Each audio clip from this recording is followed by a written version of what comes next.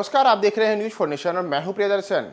जदयू में अध्यक्ष पद को लेकर बचे माथापच्ची के बीच एक बड़ी खबर यह आ रही है कि जदयू ने अध्यक्ष के रूप में ललन सिंह को ही आगामी 2 वर्षों के लिए स्वीकारने का मन बना लिया है। जी हां, ललन सिंह को अध्यक्ष पद से हटाने की जो अब तक बातें हो रही थी, उन बातों पर विराम लगता नजर आ रहा है। और यह सब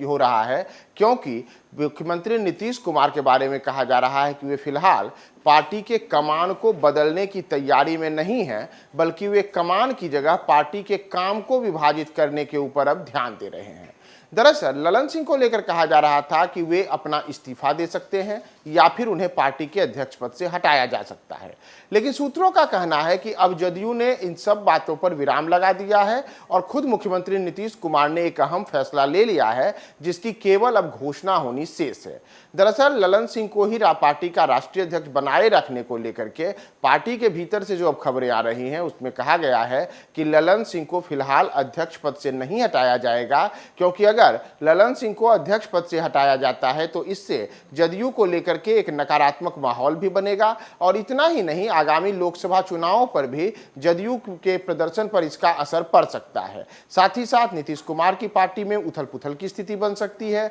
और इतना ही नहीं, इससे जो प्रतिद्वंदी दल है, यानी कि जो एनडीए है, भारतीय जनता पार्टी है, उसे इसका बड़ा लाभ मिल सकता है। और साथ ही साथ जो राष्ट्रीय जनता दल और जदयू के रिश्तों को लेकर के अलग अलग किस्म की बातें चल रही हैं, उन सब पर भी इसका असर पड़ सकता था। तो तमाम कयासबाजियों पर विराम लगाते हुए सूत्रों का कहना है कि नीतीश कुमार ने जो एक खास निर्णय लिया है, उसके अनुसार ललन सिंह को ही पार्टी का अध्यक्ष रखा जाएगा, उनको नहीं बदलाया जाएगा, बल्कि उनके अध्यक्ष पद से बदलने के बदले कामों को विभाजित किया जाएगा। दरअसल पहले यहां तक कहा जा रहा था कि नीतीश कुमार खुद पार्टी के अध्यक्ष पद की कमान अपने हाथों में ले सकते हैं या फिर वे अपने किसी खास को अध्यक्ष पद की कमान सौंप सकते हैं। लेकिन इन उथल पुथल वाली सियासी खबरों के बीच गुरुवार दोपहर को एक नए किस्म के सियासी समीकरण की बातें सामने आई और जदयू सूत्रों का कहना है कि सीएम नीतीश का मानना है कि अगर जदयू में अध्यक्ष स्तर पर इस समय कोई बदलाव किया जाए तो इससे पार्टी कमजोर होगी। लोकसभा चुनाव से पहले नीतीश कुमार अपनी पार्टी में किसी प्रकार के बिखराव को नहीं देखना चाहते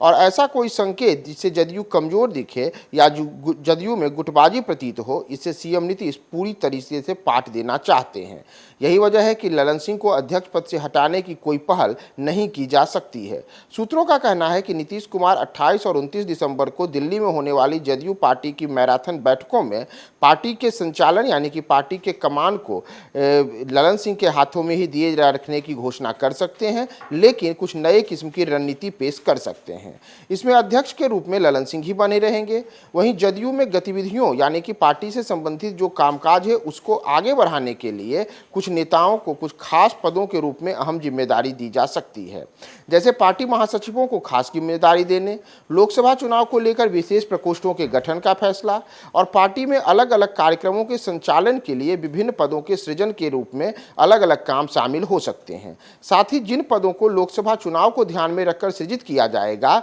उनके लिए जो जिम्मेदार लोग होंगे वे सीएम नीतीश को अपनी रिपोर्ट सौंप सकते हैं। जदयू सूत्रों की माने तो ललन सिंह ने पिछले दिनों कहा था कि वे मुंगेर संसदीय क्षेत्र से फिर से लोकसभा का चुनाव लड़ेंगे। पार्टी का अध्यक्ष रहने के कारण वे अपने संसदीय क्षेत्र में पर्याप्त समय नहीं दे पाते। माना जा रहा है कि ललन सिंह की चिंताओं को ध्यान में रखकर ही नीतीश कुमार अब 2 दिवसीय जदयू बैठक में कई अहम फैसलों को मूर्त रूप दे सकते हैं। इसमें ललन सिंह अध्यक्ष भी बने रहेंगे और जदयू में जिम्मेदारियों का बंटवारा भी हो जाएगा। इससे जदयू में जो गुटबाजी और जदयू के टूट, साथ ही साथ नीतीश कुमार और ललन सिंह के रिश्तों को लेकर के जो अलग अलग किस्म की बातें अब तक सामने चल रही थी, उन तमाम बातों पर पटाक्षेप हो जाएगा। और इसके साथ ही जनता दल यूनाइटेड आगामी लोकसभा चुनाव में एक बार फिर से ललन सिंह के अध्यक्षीय नेतृत्व और नीतीश कुमार के चेहरे के सहारे आगे बढ़ सकता है। तो क्या होगा अब 28 और 29 दिसंबर की 2 दिनों की जदयू की बैठक में अंतिम निष्कर्ष क्या निकलता है और अंतिम फैसला क्या होता है, हम आपको तमाम अपडेट्स बताएंगे। आप हमारे साथ बने रहें न्यूज फॉर नेशन पे।